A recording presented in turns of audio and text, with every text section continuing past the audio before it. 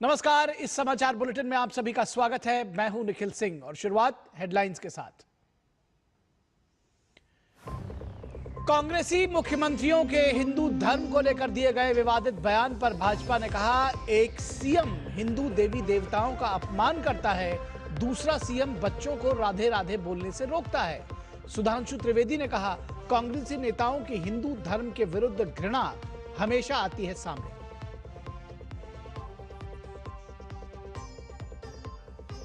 संसद में सत्ता पक्ष और विपक्ष के बीच गतिरोध हुआ खत्म। संसद के शीतकालीन सत्र का तीसरे दिन सुचारू रूप से चला प्रश्नकाल और शून्यकाल। दोनों सदनों में कई महत्वपूर्ण विधायी कार्य सूचीबद्ध।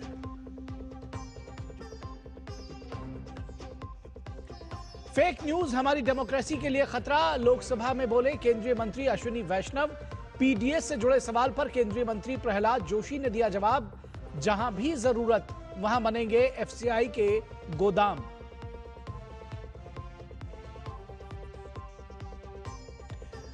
अंतर्राष्ट्रीय दिव्यांगजन दिवस आज। दिव्यांगों की उपलब्धियों का सम्मान करने के लिए विशेष कार्यक्रम आयोजित।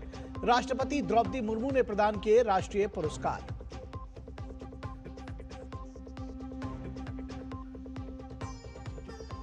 और रायपुर में खेले जा रहे दूसरे वनडे मैच में दक्षिण अफ्रीका के खिलाफ पहले बल्लेबाजी करने उतरी भारत को लगे शुरुआती झटके। सलामी बल्लेबाज रोहित शर्मा और यशस्वी जायसवाल पवेलियन लौटे।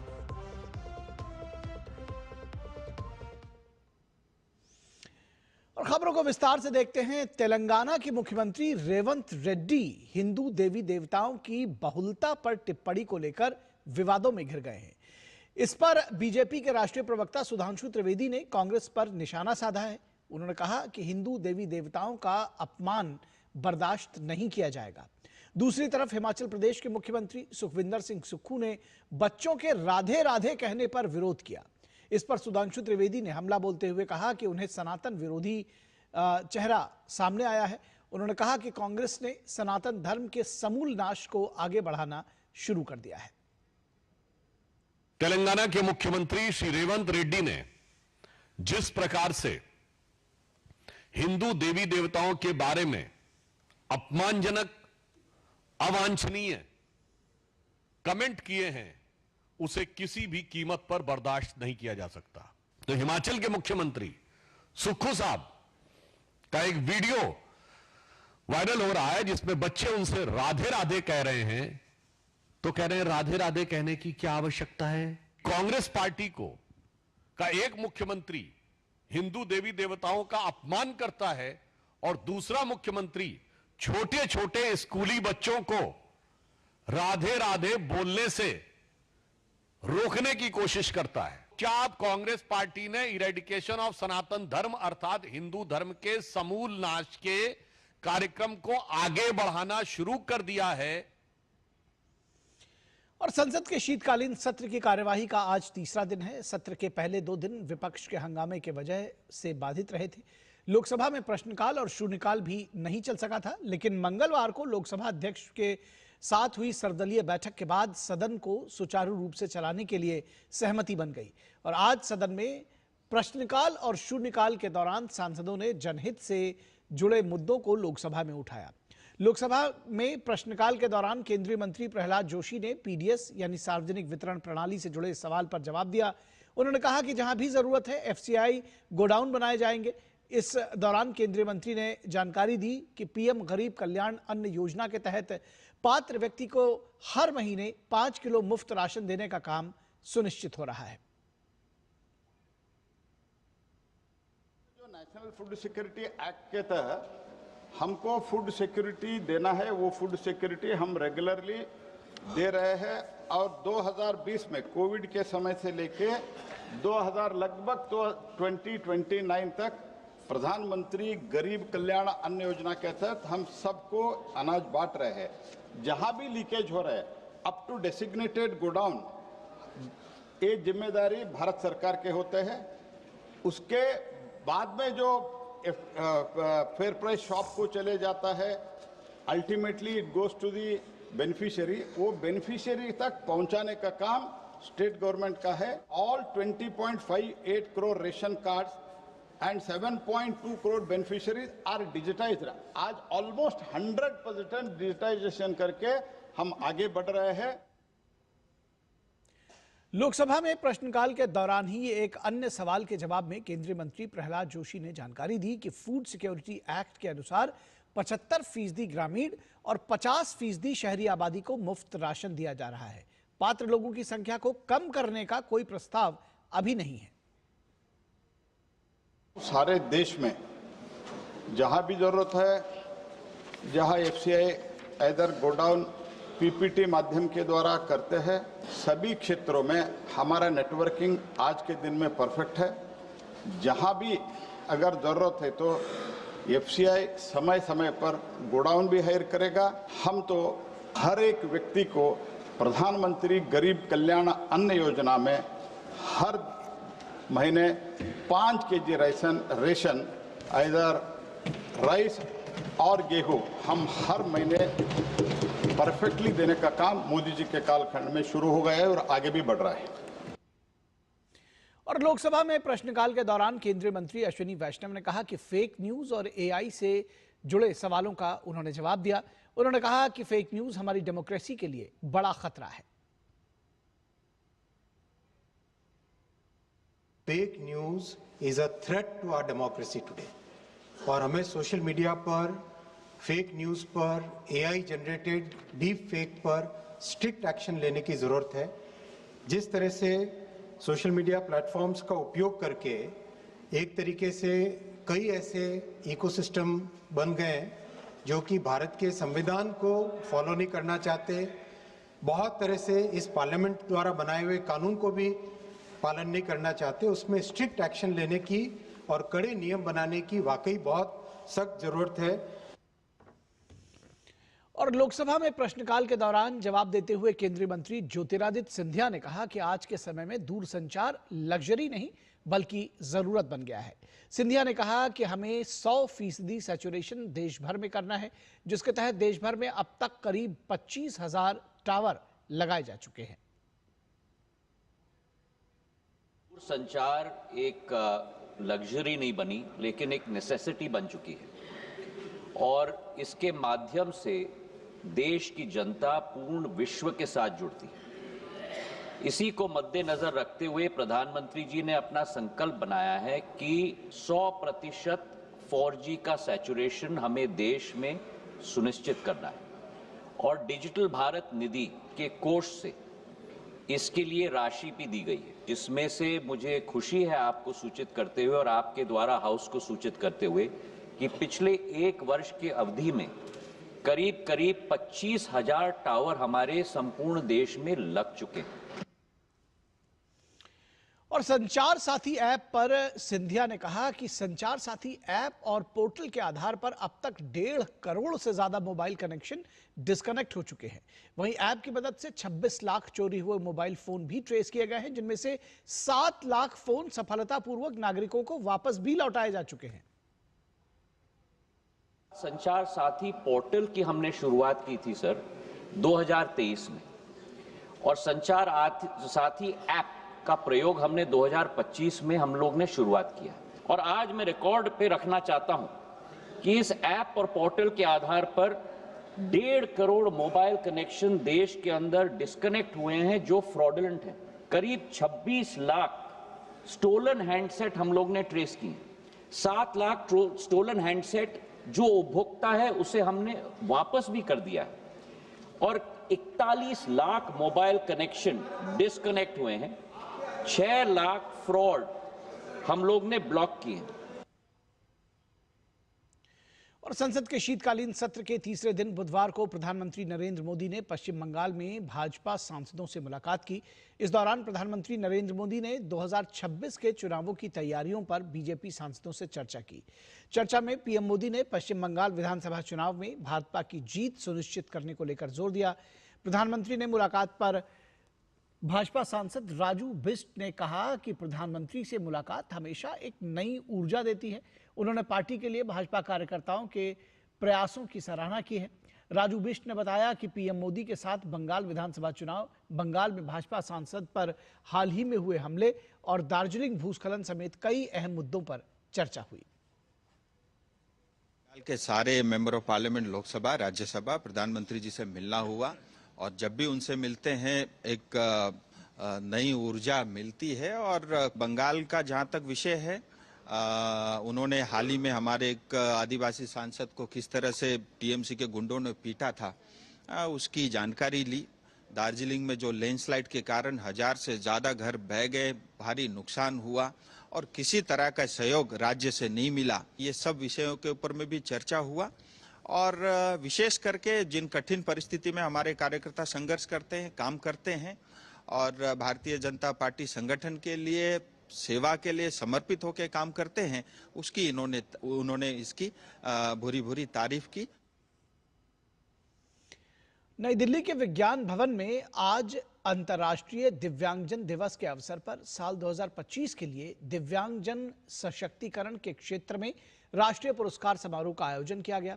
समारोह में राष्ट्रपति द्रौपदी मुर्मू ने सभी विजेताओं को पुरस्कार से सम्मानित किया। संबोधन में राष्ट्रपति ने कहा कि आज सभी पुरस्कार प्राप्त करने वालों की सराहना करनी चाहती हैं वो, और खास तौर पर बालिकाओं को उन्होंने विशेष प्रोत्साहन दिया। मैं आज पुरस्कार प्राप्त करने वाले सभी दिव्यांगजनों तथा संस्थानों की हार्दिक बधाई देती हूँ। आज पुरस्कार प्राप्त करने वाले बेटियों की मैं विशेष सराहना करती हूँ, क्योंकि उन्होंने जेंडर और दिव्यांगता की चुनौतियों को पार किया। दिव्यांगजन सशक्तिकरण के क्षेत्र में राष्ट्रीय पुरस्कार प्रदान करके मुझे विशेष संतोष अनुभव हो रही है।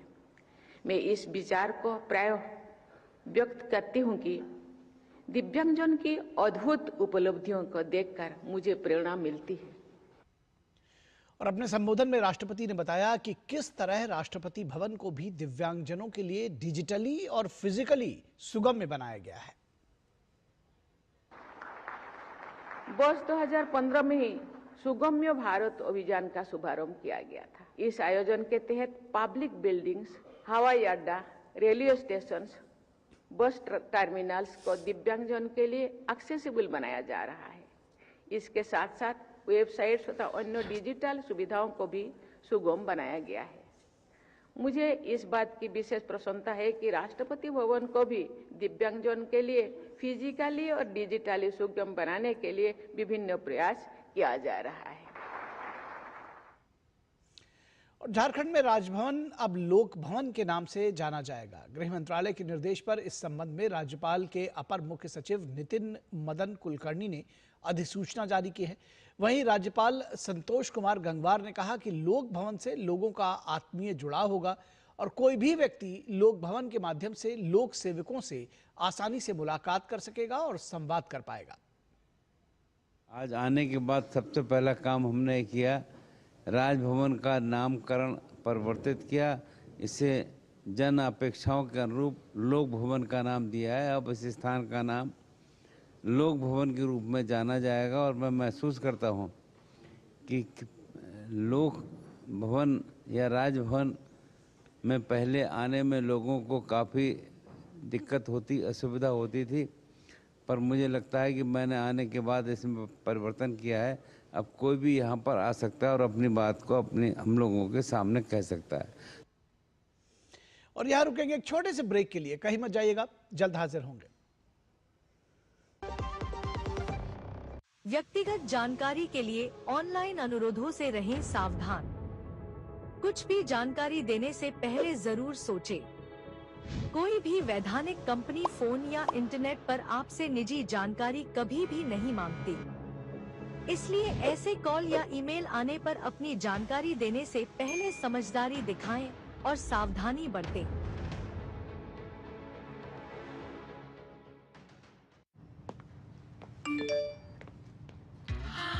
$10 लाख की लॉटरी मुझे, वाह!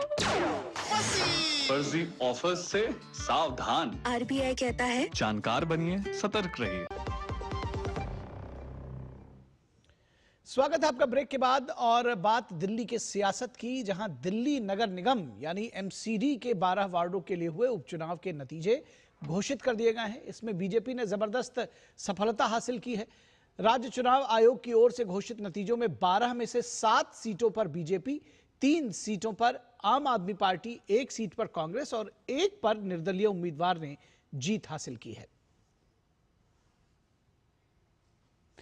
और दिल्ली की मुख्यमंत्री रेखा गुप्ता ने दिल्ली नगर निगम के उपचुनाव में भारतीय जनता पार्टी को मिली 7 सीटों के लिए जनता का आभार जताया। उन्होंने एक्स पर पोस्ट किया कि दिल्ली नगर निगम उपचुनाव में भारतीय जनता पार्टी को अपना अमूल्य आशीर्वाद प्रदान करने हेतु दिल्ली के नागरिकों का हृदयपूर्वक आभार। यह विजय हमारे कर्मठ कार्यकर्ताओं के अथक परिश्रम, समर्पण तथा संगठन की सामूहिक शक्ति का सशक्त प्रमाण है। उन्होंने लिखा कि उपचुनाव में विजयी सभी भाजपा उम्मीदवारों को हार्दिक शुभकामनाएं।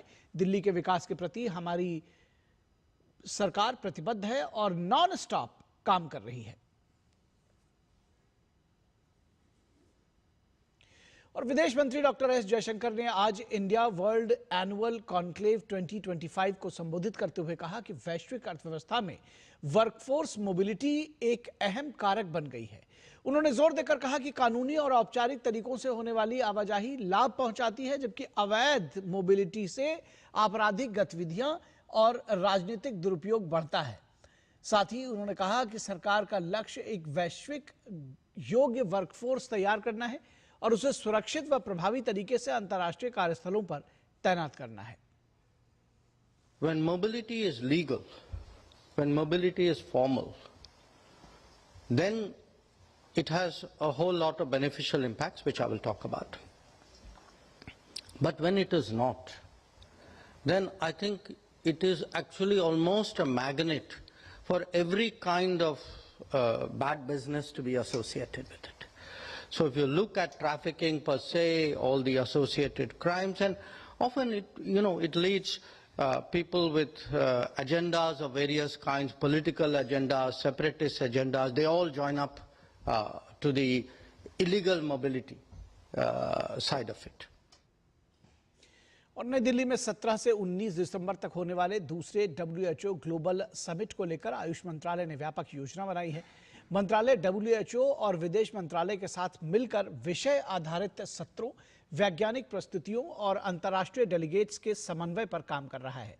भारत इस मंच पर Ayush grid, digital health platform, दवा पौधों की स्थिरता और वैश्विक शोध साझेदारियों से जुड़े नवाचार प्रदर्शित करेगा। समिट का मुख्य उद्देश्य पारंपरिक चिकित्सा को वैश्विक स्वास्थ्य व्यवस्था में प्रभावी योगदानकर्ता के रूप में स्थापित करना है। ये सेकंड वर्ल्ड हेल्थ ऑर्गेनाइजेशन का global summit on traditional medicine है। तो ये मिनिस्ट्री ऑफ आयुष हमारा पूरा ट्रेडिशनल मेडिकल सिस्टम्स के लिए ये स्ट्रेंथनिंग करने के लिए ये को होस्ट कर रहे इंडिया में, न्यू दिल्ली में, भारत मंडपम में दिसंबर 17 से 19 तक। तो इसमें हमारा जो ट्रेडिशनल विरासत है, जो Ayurveda, Siddha, Unani, Sowa Rigpa, yoga, naturopathy, homoeopathy, all the systems को स्ट्रेंथन करने के लिए एक इंटरनेशनल प्लेटफॉर्म हमको मिला है। और कर्नाटक के मुख्यमंत्री सिद्धारमैया के एक बयान ने राज्य की राजनीति में नई हलचल पैदा कर दी है। उप मुख्यमंत्री डीके शिवकुमार के साथ नाश्ते के कुछ ही घंटों बाद सिद्धारमैया ने कहा कि राजनीति में कुछ भी स्थायी नहीं होता। मैंने कभी भी ज्यादा चिंता नहीं की, देखते हैं क्या होता है। सिद्धारमैया का यह बयान ऐसे समय में आया है जब उनके और डीके शिवकुमार के बीच मुख्यमंत्री पद को लेकर मतभेद की खबरें हैं। माना जा रहा है कि ये टिप्पणी कांग्रेस हाईकमान के लिए एक साफ संदेश है, जो राज्य में सत्ता संतुलन और मुख्यमंत्री के कार्यकाल पर निर्णय लेने की प्रक्रिया में लगा हुआ है। नई दिल्ली के भारत मंडपम में शहरी बस्तियों का राष्ट्रीय भूस्थानिक ज्ञान आधारित भूमि सर्वेक्षण और लैंड स्टैक नक्शा पर एक महत्वपूर्ण राष्ट्रीय संगोष्ठी का आयोजन किया गया। ग्रामीण विकास मंत्रालय के अधीन आने वाले भूमि संसाधन विभाग में इसका आयोजन किया गया। जियो स्मार्ट इंडिया 2025 सम्मेलन का उद्देश्य शहरी क्षेत्र अभिलेखों में सुधार लाने और पूरे देश में नागरिक सेवाओं को बेहतर बनाने के लिए भू स्थानिक तकनीकों को अपनाने में तेजी लाना है। इस मौके पर भारत सरकार ने भूमि संसाधन विभाग में सचिव मनोज जोशी ने इसे संबोधित करते हुए कहा कि सरकार अत्याधुनिक प्रौद्योगिकी और संपूर्ण सरकार दृष्टिकोण का उपयोग करने का लक्ष्य रख रही है ताकि पारंपरिक प्रणालियों की जगह पारदर्शी, नागरिक केंद्रित डिजिटल भूमि प्रशासन अपनाया जा सके, जो विकसित भारत के लक्ष्य को प्राप्त करने में महत्वपूर्ण भूमिका निभाएगा। एक साल से हम लोग शहरी क्षेत्रों में सर्वे करने के लिए, नए लैंड रिकॉर्ड्स बनाने के लिए नक्शा कार्यक्रम का इम्प्लीमेंटेशन कर रहे हैं।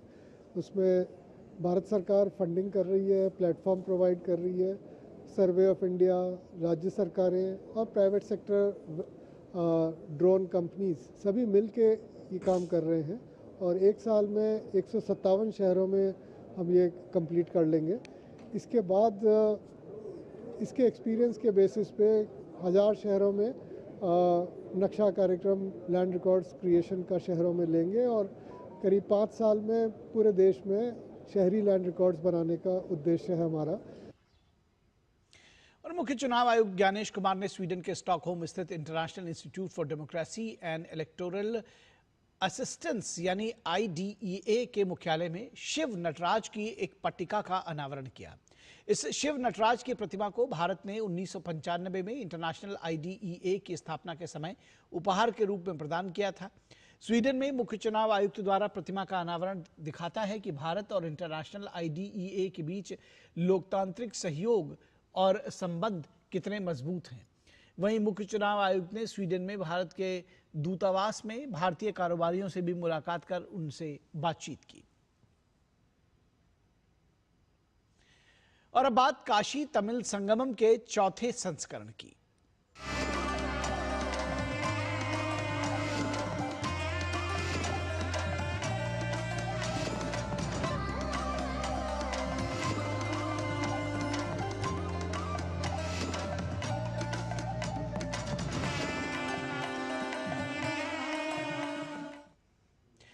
काशी तमिल संगमम में शिरकत करने काशी पहुंच रहे प्रतिभागी शहर की सांस्कृतिक और धार्मिक प्रतिष्ठानों का भ्रमण कर रहे हैं।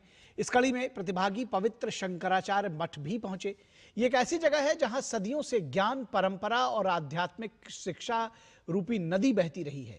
ये कार्यक्रम तमिलनाडु और काशी के बीच पक्के रिश्ते को दिखाता है, जो एक जैसी सोच और हमेशा रहने वाली विरासत से बना है। और काशी तमिल संगमम में पहुंचे प्रतिभागियों ने काशी के हनुमान घाट पर गंगा में आस्था से भरी पवित्र डुबकी लगाई। इस कार्यक्रम में हिस्सा लेने और 2 अलग अलग संस्कृतियों के इस संगम में का साक्षी बनने लोग भारी संख्या में काशी पहुंच रहे हैं। और काशी तमिल संगमम के चौथे संस्करण के उद्घाटन के बाद अब भारी संख्या में तमिल छात्र काशी पहुंच रहे हैं। इस दौरान उत्साहित छात्र काशी विश्वनाथ के दर्शनों के बाद क्रूज से गंगा घाट होते हुए BHU पहुंचे। उत्तर प्रदेश के काशी में आकर यहां की आवभगत से ये छात्र काफी खुश हैं और यहां की भाषा के साथ साथ यहां की संस्कृति को भी समझाने की कोशिश कर रहे हैं। उत्तर और दक्षिण की परंपरा, संस्कृति और समुदाय के संगम का यह पर्व 13 दिन तक चलेगा। लेट्स लर्न तमिल यानी तमिल करकलम पर इस बार की थीम आधारित है। प्रमुख कार्यक्रमों में तमिल करकलम यानी स्कूलों में तमिल पढ़ाना, तमिल करपोम अर्थात काशी क्षेत्र में 300 छात्रों की एक तमिल सीखने की शैक्षिक यात्रा और ऋषि अगस्त्य वाहन अभियान यानी तेनकासी से काशी तक सभ्यतागत मार्ग का पता लगाना शामिल है। काशी तमिल संगमम का भव्य समापन समारोह इस बार रामेश्वरम में होगा। और तमिलनाडु के अलग अलग क्षेत्रों से काशी पहुंचे छात्रों ने अपनी खुशी और अनुभव भी साझा किए। छात्रों ने माना कि तमिल करकलाम उत्तर भारत और दक्षिण भारत को जोड़ने का काम करेगा। Especially the climate is very nice here, and the sceneries, the experience is very nice, and we like the places and the temples. We have the bless of Shiva, and it's a unforgettable memory in my life. This was a program which is conducted by our Tamil government and our central government, and this is a very meritorious motto of these things. And our Tamil language is a oldest language, like we used to say, like kanthlondi mantroda kalathileeye thonriya mudal moli, which means our Tamil is originated before the rocks and comets of originated. This is our language. It was so ancient language. I want to share a particular event. There was a dance called Bharatanatyam, and one North Indian person was asking me, what is that dance? It's like so nice and all. So I was feel that everyone are interested in our language, and this cultural exchange was very good. It's been really amazing because the government has made beautiful arrangements over there. I'm coming all over from Tamil Nadu, Chennai. I'm a Siddha doctor. I have learned a lot of things in Kashi. The city is very beautiful. The gesture they're providing us was really great. They are treating us with beautiful respect. We have visited Kashi Vishwanath temple, and after that we went to Annapurni temple, and today we went to Ganga Aarti. Everything was really beautiful. The gesture provided by them is really amazing.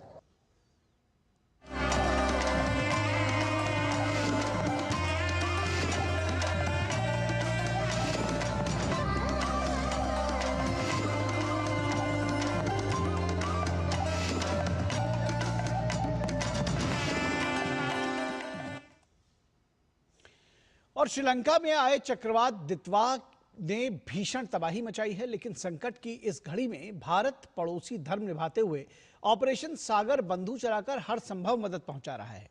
Indian air force और navy दोनों ही राहत बचाव कार्यों में जुटे हुए हैं। Operation सागर बंधु के तहत भारतीय सेना की स्पेशल टुकड़ी मानवीय सहायता के लिए श्रीलंका पहुंच गई है।